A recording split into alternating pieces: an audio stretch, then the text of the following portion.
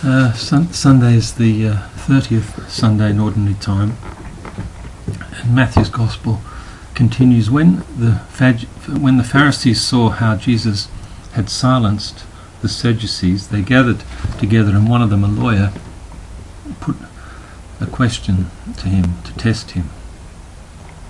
"Teacher, which commandment in the law is the greatest?"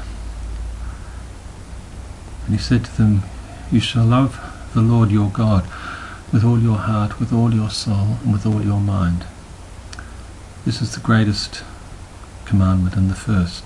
The second is like it. You shall love your neighbour as yourself. On these two commandments hang the whole of the law and the prophets."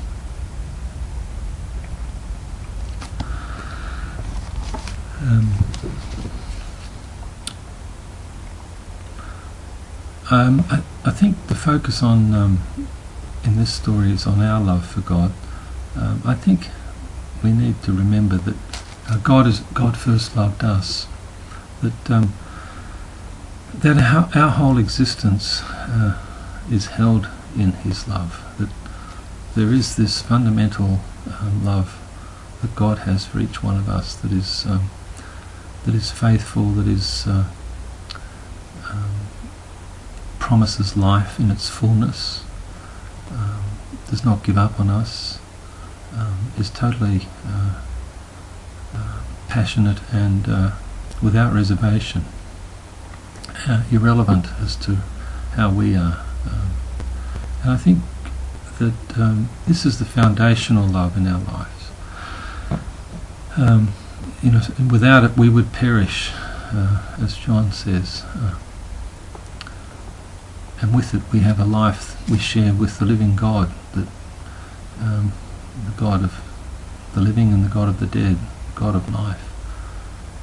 So to give this being the first, and every other love is simply a reflection of this love and a promise of this love to come in its fullness. And so to love God is our dignity, our deepest dignity.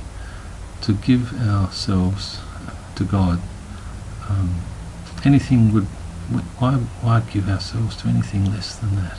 It's,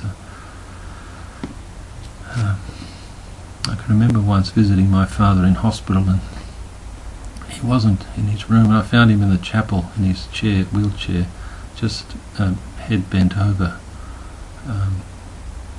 in prayer, in adoration, and it's an image of him that I keep as his deepest truth, a worshipper of God.